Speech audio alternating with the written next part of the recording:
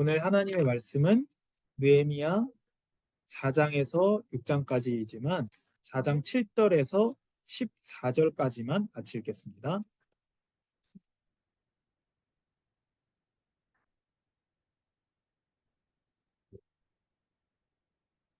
네, 하나님의 말씀을 제가 읽겠습니다. 산발랏과 도비아와 아라비아 사람들과 암몬 사람들과 아스돗 사람들이 예루살렘 성이 중수되어 그 허물어진 틈이 메꾸어져 간다 함을 듣고 심히 분노하여 다 함께 꾀하기를 예루살렘으로 가서 치고 그곳을 요란하게 하자 하기로 우리가 우리 하나님께 기도하며 그들로 말미암아 파수꾼을 두어 주야로 방비하는데 유다 사람들은 이르기를 흙 무더기가 아직도 많거늘 짐을 나르는 자의 힘이 다 빠졌으니 우리가 성을 건축하지 못하리라 하고 우리의 원수들은 이르기를 그들이 알지 못하고 보지 못하는 사이에 우리가 그들 가운데 달려 들어가서 살육하여 역사를 그치게 하리라 하고 그 원수들의 근처에 거주하는 유다 사람들도 그 각처에서 와서 10번이나 우리에게 말하기를 너희가 우리에게로 와야 하리라 하기로 내가 성벽 뒤에 낮고 넓은 곳에 백성이 그들의 종족을 따라 활과 창과 활을 가지고 서 있게 하고 내가 돌아본 후에 일어나서 귀족들과 민장들과 남은 백성에게 말하기를 너희는 그들을 두려워하지 말고 지극히 크시고 두려우신 주를 기억하고 너희 형제와 자녀와 아내와 집을 위하여 싸우라 하였느니라. 아멘. 하나님, 감사합니다. 우리가 지금 이 시간 하나님의 말씀을 듣기를 원하오니 우리에게 말씀하여 주시고 하나님의 말씀을 알도록 성령께서 우리의 영혼과 생각 가운데에 빛을 비추어 주시옵소서. 그래서 말씀을 따라가며 말씀대로 살며 말씀을 증거하는 삶이 되게 하옵소서. 예수님의 이름으로 기도합니다. 아멘.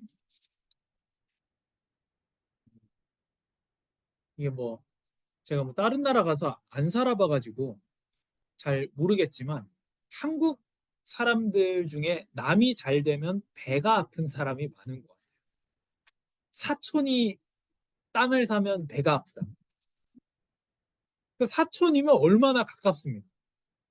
하율이하고 가람이가 사촌인데 하율이가 땅을 샀는데 가람이가 배가 아픈 그런 말이 있을 정도로 배 아픈 사람이 많죠.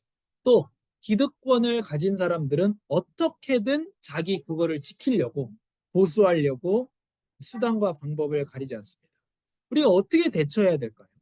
교회는 과연 악한 사람들, 뭔가 교회가 어떤 일을 할 때 꼭 밖에서도 그렇고 안에서도 그렇고 말이 많죠. 그럼 우리가 어떻게 대처해야 되는가? 회사에서도 우리가 뒤에서 우리 욕하고 뒤에서 사람 욕하고 배합하는 사람들 많죠. 그런 사람들을 어떻게 대처해야 되는가? 그러면 성도는 무조건 당해야 됩니까? 예수님 뭐라고 그러셨죠? 오른뺨을 맞거든 왼뺨도 대라. 그러면 반에 있는 그 이런 말 써도 되나? 그런 찐따들이 제일 예수 잘 믿는 사람이 있네요. 두드려 맞고 사는 애들. 그런 말이 또 아닐 것 같은데. 그러면 똑같이 싸워야 되느냐? 이런 문제입니다. 오늘의 제목이 원수들이 둘러싸도 교회는 더 세워진다. 느헤미야 4장. 느헤미야는 이제 바벨론의 포로로 끌려갔다가 그 바벨론이 메데 페르시아를 거쳐서 이제 다시 왕의 불쌍히 여김을 받아서 돌아왔습니다. 돌아와서 무너진 성전을 다시 회복하고 성벽을 다시 세우고 하는 것이 에스라와 느헤미야의 내용인데요. 근데 방해꾼들이 엄청나게 방해합니다. 성벽이 세워지는 방해를 물리치는데요. 산발랏이라고 하는 사람이 나옵니다. 성을 건축한다는 소식을 듣고 크게 분노하고 유다 사람들, 성벽을 다시 건축하는. 그러니까 우리로 치면 성도가 교회를 세우는데 너무 그거에 분노해서 비웃으며 조롱하는 사람이 나오는 거죠. 너희들이 뭘 할 수 있겠냐. 근데 옆에서 암몬 사람 도비아가 또 얘기합니다. 너희가 건축하는 성벽은 여우가 올라가도 무너진다. 어떻게 성벽에 여우가 올라간다고 성벽이 무너지겠어요? 말이 안 되죠. 그러니까 그렇게 조롱하는 겁니다. 예레미야는 우리 하나님이 들으시고 그들의 욕이 그들의 머리로 돌아가며 악을 덮어두지 마시기를 구합니다. 이런 기도를 한다는 거예요. 우리로 보면 저주를 하는 이런 내용을 기도하게 됩니다. 근데 백성이 마음을 들여 일을 합니다. 그래서 성벽의 전부가 연결됩니다. 근데 성벽의 높이까지는 채우지 못하고 성벽이 파괴됐으니까 이제 드문드문 성벽이 있잖아요. 그 간격을 다 메웠습니다. 아직 높이는 절반밖에 못했지만, 근데 그 이유는 무엇입니까? 백성이 마음을 들여서 일을 했기 때문에. 근데 우리가 마음 들여 죄를 하는 게 얼마나 중요한지 볼 수 있고요. 방해자들은 성이 세워져 감을 듣고 심히 분노해서 예루살렘을 치자고 합니다. 그래서 이 사람들이, 유다 사람들이, 하나님의 백성들이 힘이 다 빠지는 거죠. 그래서 느헤미야는 백성을 무장시킵니다. 활차고 이래라. 그리고 이렇게 말합니다. 그들을 두려워하지 말고. 우리가 사방의 위협이 있더라도 그들을 두려워할 것이 아니라 누구를 두려워하라고 합니까? 지극히 크시고 두려우신 주를 기억하라. 그리고 싸우라고 얘기합니다. 왜요? 하나님의 일이 진행돼야 되기 때문에. 이 사람들이 미워서 싸우는 게 아니에요. 성도는. 해야 될 일이 있기 때문에 성도는 부딪히는 일도 있다는 거예요. 반드시 그렇게 됩니다. 부딪힐 일이 있습니다. 성도가 당하지만은 않습니다. 근데 그 당하지만 않는 게 내가 저 사람이 미워서 나도 이제 한마디 해야지가 아니라 해야 될 일이 있기 때문에 나는 일해야 된다는 거죠. 자, 하나님께서 대적의 꾀를 패하셨고요. 유다 백성의 절반은 일하고 절반은 무장하고 서 있었습니다. 그러니까 일손이 더 모자라죠. 절반은 칼 들고 서 있으니까. 그 일하는 사람들도 한 손으로는 일하고 한 손으로는 칼 들고 있습니다. 그 나팔 잡은 백성들은 백성을 집결시켜서 싸울 준비를 했습니다. 이게 나팔을 불면 다 모여가지고 싸우는 거죠. 적이 공격하면. 밤낮으로 일하며 지키고 물 들어갈 때도 칼 들고 물 들어가 이런 상황입니다. 이런 어떤 전략들이라든지 단호함 이런 걸 볼 수 있는. 내가 지금 성벽을 짓는 것이 하나님의 일이라는 게 확인이 됐어요. 분명히 확인이 됐어요. 이거 하나님 앞에 선한 일이다. 그런데 방해하는 사람도 있어요. 개인적인 감정이 아니라 그들이 방해하면 칼 들고 있다는 건 뭐겠어요? 죽여버리겠다는 거죠. 단호함을 보여주는 거죠. 네, 방해꾼들이 사방으로 둘러쌌습니다. 산발랏과 도비아와 아라비아 사람들과 암몬 사람들과 아스돗 사람들이 예루살렘 성이 중수되어 그 허물어진 틈이 메꾸어져 감을 듣고 심히 분노합니다. 지금 하나님의 성벽이 세워지고 교회가 세워지는 것을 보고 이 사람들이 다 반대하는 거예요. 산발랏, 도비아, 아라비아 사람, 암몬 사람, 아스돗 사람들. 아스돗은 유다의 서쪽이고 산발랏은 북쪽 사마리아 사람이고 암몬은 동쪽에 있고 도비아도 암몬의 사람이고 동쪽의 사람이고 아라비아는 남동쪽에 있습니다.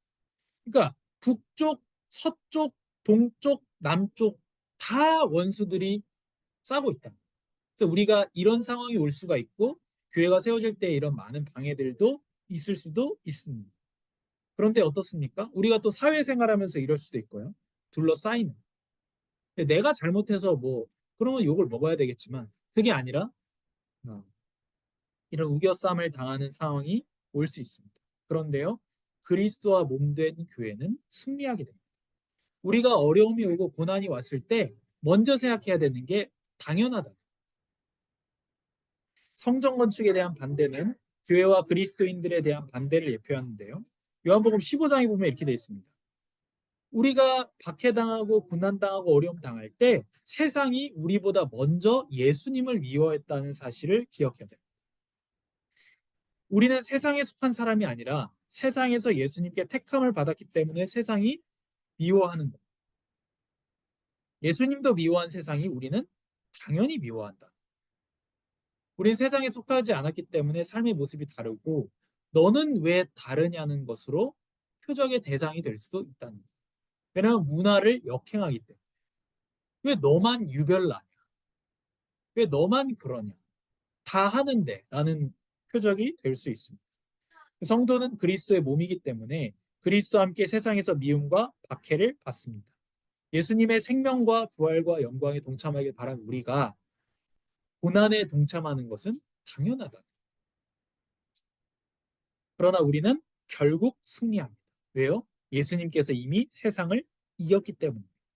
그래서 예수님에게 속한 우리는 예수님과 함께 이기게 됩니다. 예수님이 이것을 알려주신 이유가 너희가 내 안에서 평안을 누리게 하기 위해서 이것을 알려줍니다. 내가 승리했고 내 안에 있는 너희, 세상에 속하지 않고 세상에서 택함을 받아 뽑아서 나에게 속한 받은 너희는 나와 함께 승리하게 될 것이라는 것이 예수님의 약속이고, 그러니 너희는 평안하라. 그 요한복음에 많이 나오죠. 평안하라. 그 말씀이 많이 나옵니다. 평안하라는 이유가 예수님이 이겼기 때문에. 교회는 예수님의 몸이고 머리 대신 그리스도를 따라 반드시 승리합니다. 그래서 바울이 고린도후서 4장에 이렇게 말합니다. 한번 같이 읽어볼까요? 4장 8절에 10절. 우리가 사방으로 우겨쌈을 당하여도 쌓이지 아니하며 답답한 일을 당하여도 낙심하지 아니하며 박해를 받아도 버림바 되지 아니하며 거꾸러뜨림을 당하여도 망하지 아니하고 우리가 항상 예수의 죽음을 몸에 짊어짐은 예수의 생명이 또한 우리 몸에 나타나게 하려 합니다. 그래서 우리는 사방으로 쌓여도 망하지 않는 사람들이에요. 왜냐하면 예수님 안에 있기 때문에. 또 우리는 전투하는 교회입니다. 세상 속에서. 사방이 적으로 둘러싸였어도 두려움의 대상은 적들이 아니라 하나님이라. 우리가 누구를 두려워해야 하는지 명확해야 되고, 박해는 십자가를 짊어지는 일이라는 걸 우리가 기억하고 영광이라는 사실을 알아야 됩니다. 물론 그리스도인으로서 당하는 박해를 말하는 거죠. 내가 잘못해서 욕먹는 거는 그냥 내가 잘못해서 욕먹는 거죠. 그래서 이런 성도들이 세상에서 많이 욕을 먹었죠. 자기가 회사에서 일을 똑바로 안 하면서 내가 그리스도인이라고 서 박해를 받는다. 이렇게 얘기하면 안 되는 거죠. 그랬죠. 그리고 우리가 적이 둘러싸였어도 우리에게 더 큰 대상은 하나님이고 우리에게 더 두려운 대상은 하나님이기 때문에 하나님이 두려워서 하는 성도의 삶은 세상에서 사실은 칭찬을 받을 수밖에 없는 겁니다. 그 위에 있는 거거든요. 그래서 세상 윤리, 뭐 한국에는 대한민국 법이 있잖아요. 그 대한민국 법 위에 있는 법과 그 위에 있는 수준의 윤리가 기독교 윤리이기 때문에 우리는 사실은 세상에서 칭찬을 받을 수밖에 없습니다. 받아야 되는데 욕먹을 때가 있다는 거. 받을 행동을 했는데 욕먹을 때가 있다는 거. 그래서 선을 행하다가 낙심하지 말라는 거죠. 왜냐하면 선을 행하다가 낙심할 일이 많이 생기기 때문에 그렇습니다. 지난주에 말씀드렸던 것처럼, 지난주가 아니었나요? 저번에 말씀드렸던 것처럼 나는 선을 행했는데 악으로 되돌아오는 경우가 있기 때문에. 그러나 우리는 선을 쌓기 위해서 또 좋은 결과를 위해서 선을 행하는 사람들이 아니거든요. 우리는 하나님께 받은 선에 대하여 감사 표현하는 사람들이기 때문에 선을 행하다가 낙심하지 않는 겁니다. 그래서 예수님은 그러셨죠. 원수도 사랑해. 원수가 오른뺨을 치거든 왼뺨도 돌려대. 그런데 느헤미야는 어떻게 합니까? 칼 차고 전략 세워가지고 대응합니다. 그거 어떻게 하라는 거예요, 성경이? 지금 원수에 대해서, 그 사람에 대해서 성도는 미워하는 게 아니라 하나님의 일이 진행이 돼야 된다. 하나님. 그래서 단호하게 대비하는 거예요. 우리가 하나님의 일을 할 때요, 단호할수록 적게 싸우게 돼요. 틈을 주기 때문에 자꾸 도전합니다. 뭐 내가 성도로서 어떤 한 가지 일에 나는 이 일에 대해서 동참할 수 없고 범죄할 수 없다라고 단호히 간다던가, 난 하나님의 백성이기 때문에 이걸 선택해야 된다라고 단호하게 얘기해야 돼. 그래야 틈이 들어오지 않는다. 그래서 유명한 그 워너메이커, 그 최신부 장관이 장관 됐는데, 장관 됐을 때 첫 번째 조건이 뭐예요? 연봉 협상이 아니고, 물론 장관은 연봉 협상 안 하지만, 나는 주일 되면 내 고향에 있는 삼심, 삼심은 곧 부상숭배니라.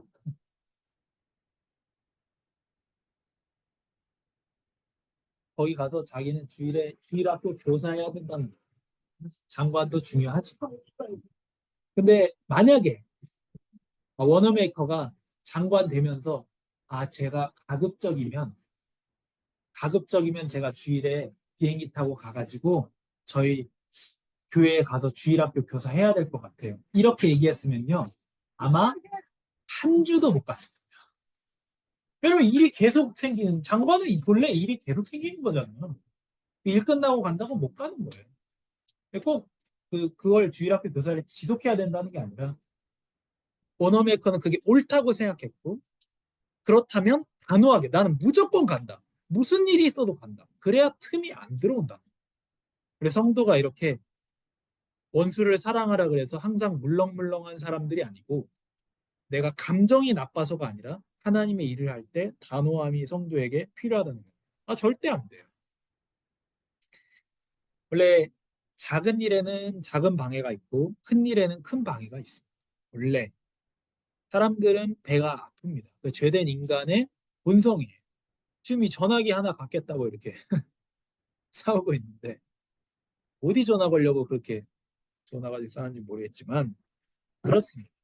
근데 예수님께서 승리하셨기 때문에 교회는 염려하지 않고 하나님께 기도하고 하나님을 두려워하고 무장하고 자기 할 일을 계속하면 됩니다. 5장에 성령님이 임한 예수님과 교회입니다. 이 4장이 밖에서의 방해였단 말이에요. 5장은 뭐냐면 안에서의 방해, 안에서의 장애입니다. 성벽을 건설하던 유다 사람 중에 가난으로 힘들어하는 사람들이 있어서 밭과 집을 담보로 곡식을 얻었습니다. 성벽 건축하면서 돈이 없으니까 집을 가지고 밭을 잡혀가지고 저당 잡혀가지고 곡식을 얻었단 말이에요. 또 어느 정도냐면 빚을 내가지고 세금을 내고 있는 이런 상황에 같은 유다인들이 노예에서 돌아온 페르시아에서 돌아온 유다인들을 노예로 종으로 팔고 있다. 자기 민족 이 사람들이 겨우 종에서 돌아와서 성벽 짓고 있는데 이 사람들 다시 돈 없는 사람들을 노예로 팔고 있단 말이에요. 이 얘기 느헤미야가 듣고 어떻게 했습니까? 자, 뚜껑이 열리는 거예요. 진짜로 이것들이 진짜 미쳤나 다 죽여버릴까 이렇게 하고 있는데 어떻습니까? 깊이 생각하고 꾸짖습니다. 이런 부분이 좀 필요하겠죠. 우리는 이방인의 손에 팔린 우리 형제 유다 사람들을 우리의 힘을 다하여 겨우 도로 찾았는데 너희는 너희 형제를 파냐? 너희의 소행이 좋지 않다. 대적 이방 사람들의 비방을 생각해. 그리고 교회 안에서 선을 행하고 악을 행하는 사람들에게 경고하는 거죠. 비방을 생각하고 우리 하나님을 두려워하는 가운데서 행해야 한다. 이게 느헤미야의 권면이었습니다. 하나님을 두려워해라. 그리고 교회 밖에서 욕한다. 그러니까 이 사람들이 유다인들이 이자를 받지 않기로 합니다. 느헤미야는 제사장 불러서 맹세시키죠. 왜냐하면 제사장 불러서 맹세시키면 이제 말을 물을 수가 없으니까요. 느헤미야는 옷자락을 털면서 만약에 너희들이 맹세를 어기고 착취를 계속하면 털려서 빈손이 될 것이다. 보여주는 거죠. 회중이 다 아멘하고 여호와를 찬송하고 백성들이 말한 대로 행합니다. 느헤미야와 형제들은 어떻습니까? 12년 동안 돈을 안 받습니다. 12년 동안 느헤미야 총독으로 와가지고 느헤미야는 지금 페르시아에서 보낸 총독 신분으로 온 거예요. 그런데 12년 동안이나 삭슬 받지 않아요. 아예 안 받는 거죠. 그 전에 총독들은 많이 뺏었죠, 당연히. 식민지에서. 느헤미야는 하나님을 두려워했기 때문에 이렇게 안 한 겁니다. 오히려 성벽 공사에 전념해서 땅도 사지 않고 자기 종들도 일하도록 내주고 자기 밭에서 일을 시키는 게 아니라 성벽 짓도록 내주고 또 매일 소를 잡습니다. 느헤미야. 사람들 먹여야 되니까.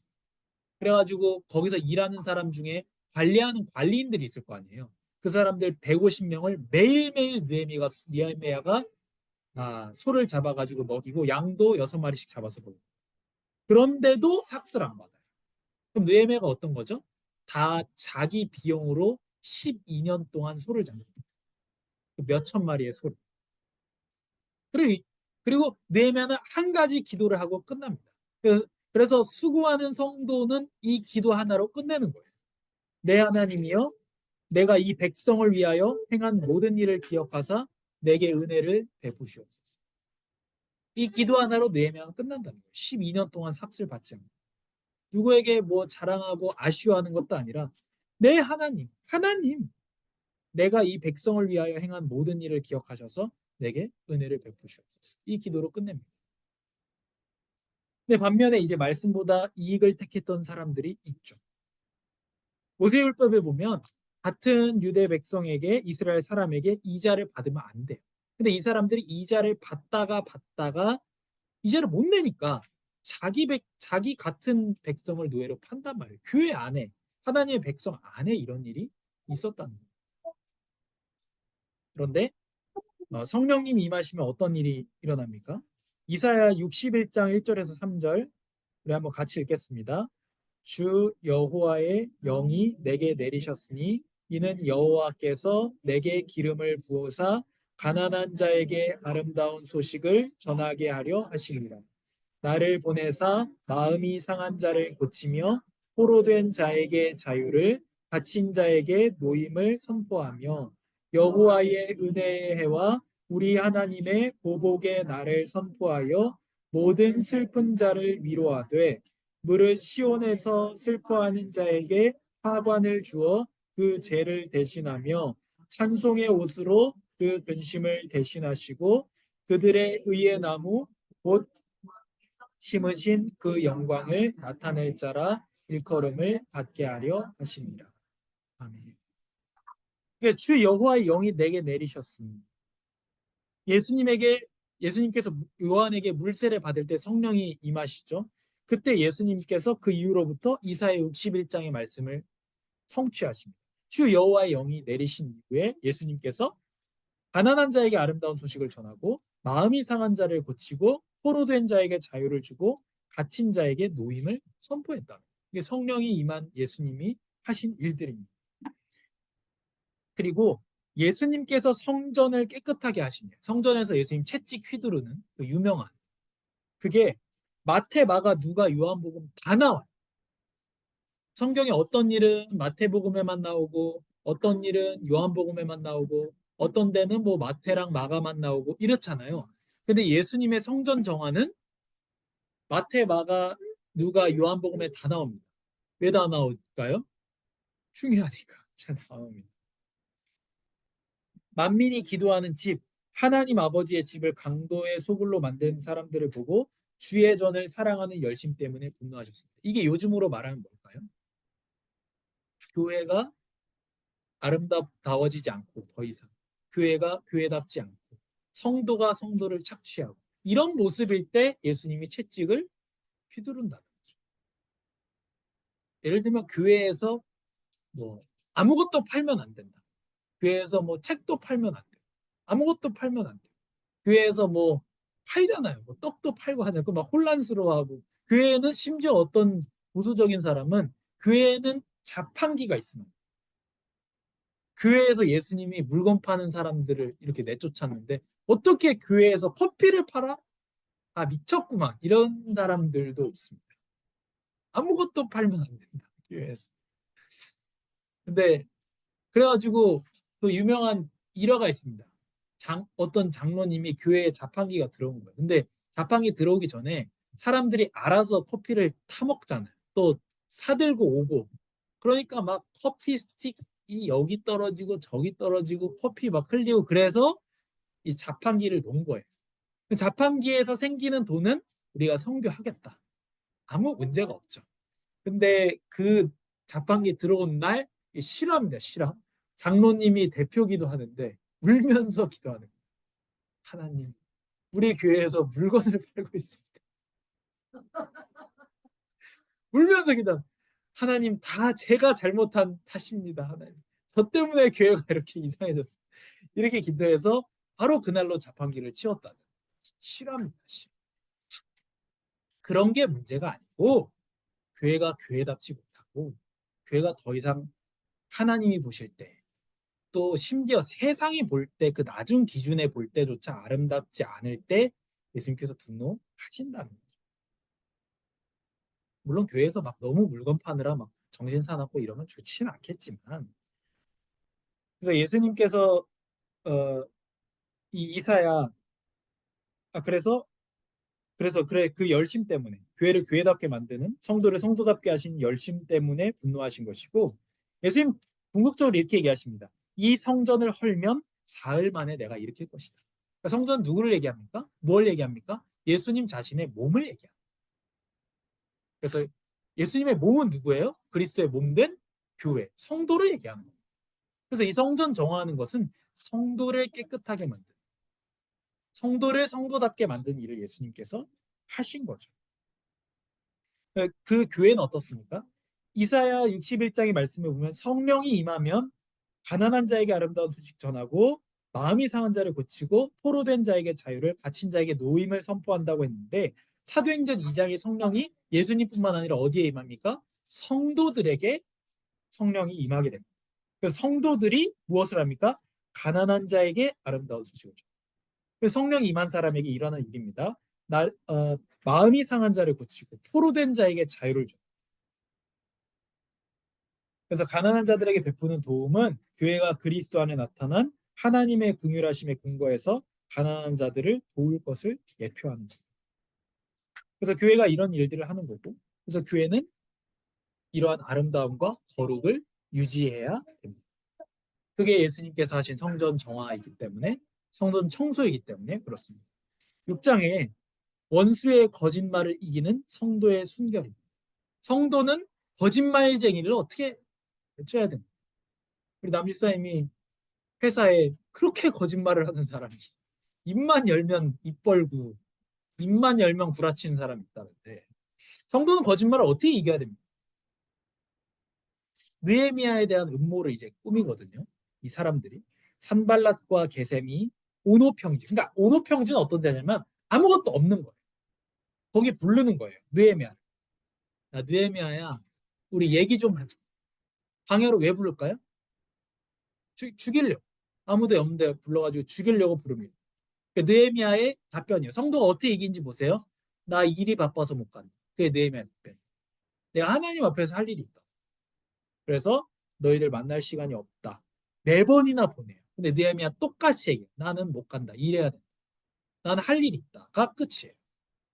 그걸로 이겼어요. 느헤미야. 매번 똑같이 얘기합니다. 다섯 번째로, 네가 반역해서 왕이 되려고 성벽을 건축하려는 소문이 왕한테 들어갔어. 페르시아에 들어갔어. 그래서 너 지금 이거 해명 안 하면 큰일 나. 그러니까 너 와. 죽이려고. 그러자 느헤미야가 이렇게 얘기합니다. 없는 일이다. 끝내요. 상대를 안 합니다. 나 일 바빠서 못 가. 맞아요. 근데 실제 느헤미야가 일이 바쁘죠. 나 이거 해야 돼. 중요한 거 이거 할 일 있어. 못 가. 그리고 거짓말까지 해서 너 이거 빨리 해명 안 하면 큰일 나. 아니다로 끝내요. 느헤미야가. 아니야. 끝냅니다. 스마야가 갑자기, 스마야라는 사람이 보이지가 않는 거예요. 그러니까 느헤미야가 찾으러 갔어요. 그 사람을 찾으러 갔더니 원수들이 너를 죽이러 올 거니까 하나님의 성전으로 가서 문을 닫아. 왜냐하면 성전 안에 들어가면 죽일 수가 없잖아. 성전 안에서 사람을 죽일 수가 없잖아. 우리 지금 우리나라도 그런 거 아시죠? 어떤 범죄한 사람이 절에 들어가잖아요. 성당에 들어가고 교회에 들어가잖아요. 그 사람 끄집어내서 못 잡아넣습니다. 거기는 보호되는 거예요. 그러니까 성전으로 도망가라는 거죠. 스마야가 이제 얘기를 해주는 겁니다. 근데 원수들이 너 죽이려고 그러니까. 근데 느헤미야가 이렇게 얘기합니다. 내가 어떻게 도망가겠냐?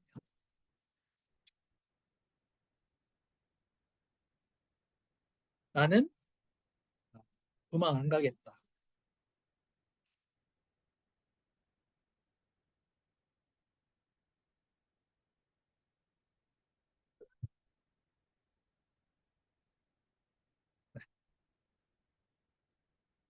느헤미야가 말하고 보니까 이제 깨달은 거죠. 아, 이거 하나님이 보내신 사람이 아니라 뇌물받은 사람이야. 왜요? 느헤미야가 자기 목숨 부지하려고 성전으로 도망가서 성전에서 무슨 실수하게 하고 그걸 욕하려고 이제 스마야를 포섭한 거죠. 왜냐면 스마야가 보이지 않으면 느헤미야가 찾아올 거다. 그렇게. 성벽이 52일 만에 완공됩니다. 엄청난 거죠.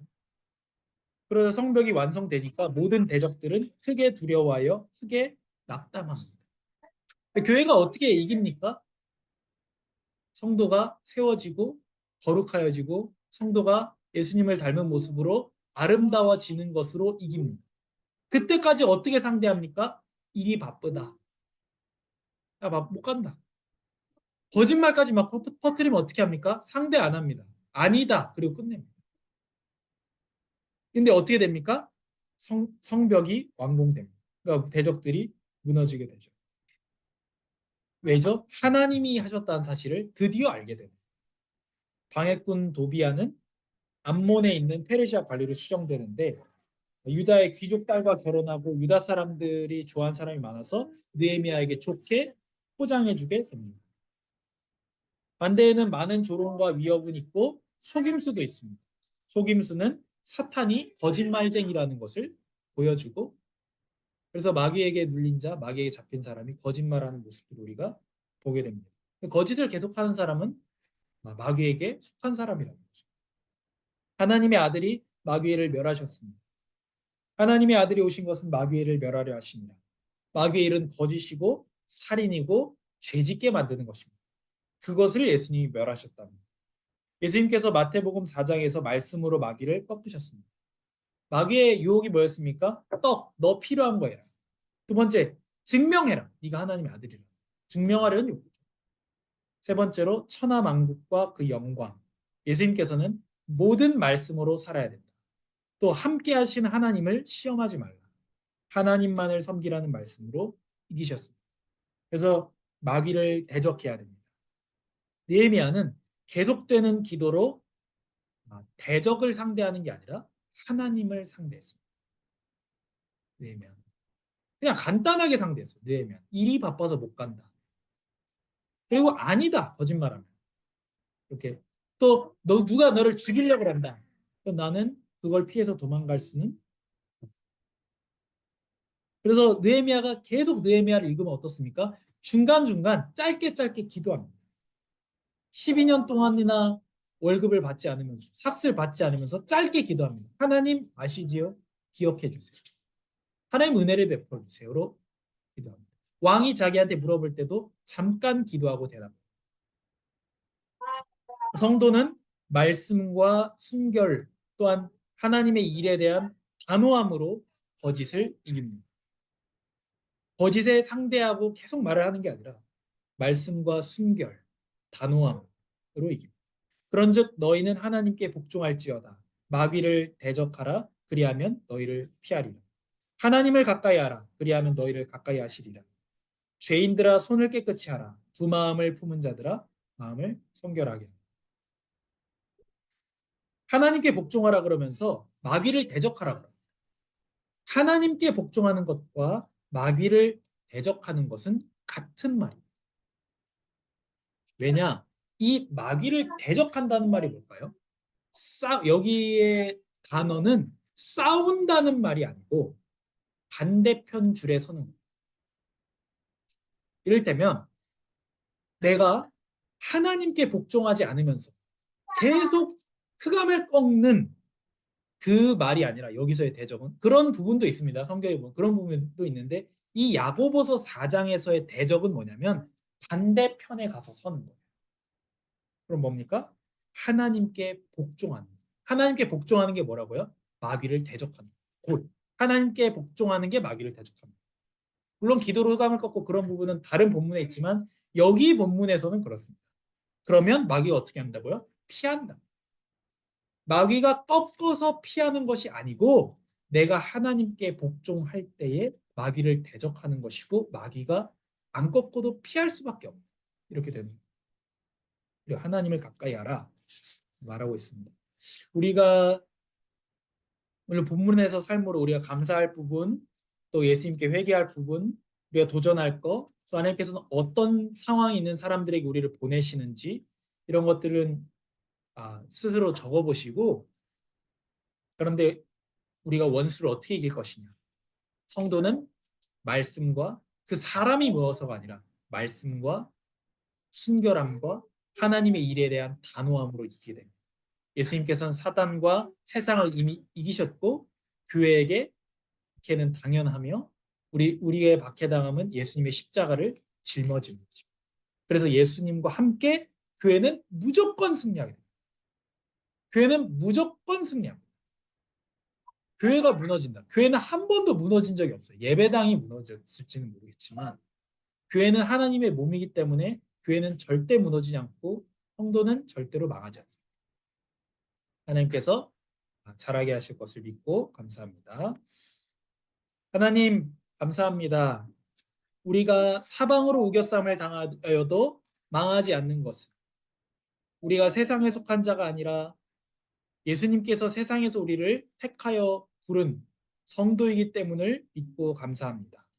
하나님, 우리가 예수님으로 말미암아 승리한 자, 승리할 자로서 우리가 세상을 사람들을 원수로 여기는 것이 아니라 사랑하되 하나님의 일에 대하여 단호하고 말씀과 같이 더럽게 욕하는 것으로가 아니라 순결로서 세상을 이기게 하여 주시옵소서. 감사합니다. 예수님의 이름으로 기도합니다. 아멘.